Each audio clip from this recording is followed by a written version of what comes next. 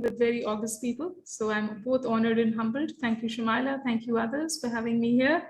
Well, you see, what I've been associated with education for 30 years now, and perhaps others also have similar experiences.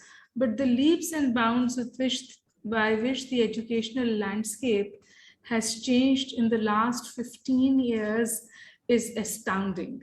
And it is actually a struggle for my generation to relate to the newcomers or the Z generation, so to say. So coming back to the literature that is coming out on this subject, or the policy papers that are coming out on this subject, one thing is categorically simple. It is a very skill-oriented society. It's a learning societies that we are living in, and it is about knowledge economy. But we've been hearing about knowledge economy for some time now. What is the difference that has happened in the last 15 years?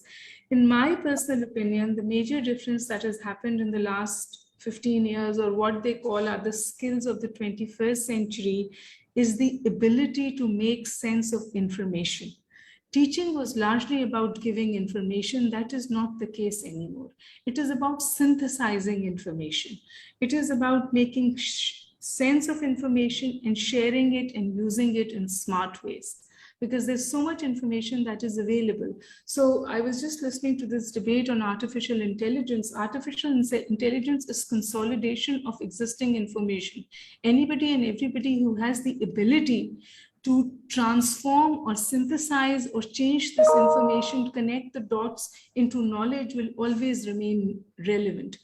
More importantly, I think another skill that is needed in the 21st century is the ability to unlearn and relearn. And the only people who will survive, whether it's my generation or the Z generation, are people who have the ability to constantly learn new skills, and the ability to have your pulse on the information knowledge economy of the time and respond and react to that.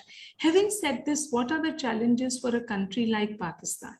Because you see, right now we are having this discussion in what I call is a educational elite bubble. You have representation from Aga Khan. I was with IBA, now I'm with another private university. We are catering to 0.2% of this country. Higher education itself is not available to anyone and everyone.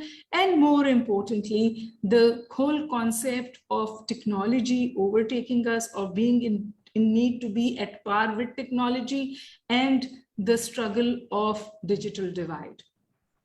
So I think the biggest struggle for countries like Pakistan is to make the level playing field by making digital accessibility an option for everyone.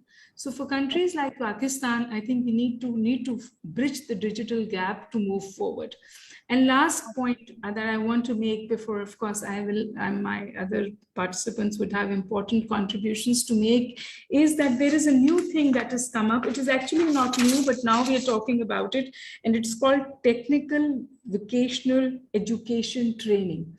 It is how to change the mindset from a degree-oriented society to a skill and technique-oriented society.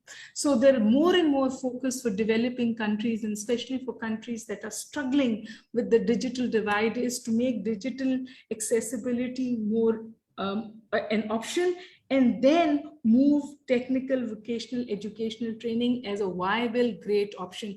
It has been done by developing countries. Also, the most pertinent example is, of course, Germany, where there are 2 tracks available and both tracks are equally respected. The problem with our societies is that we respect degrees, we do not respect skill. I think that needs to change, and that is the change in the mindset which will bring about a paradigm shift. 15 July, which is tomorrow, is the World Youth Skill Day. So I think your conference is very timely.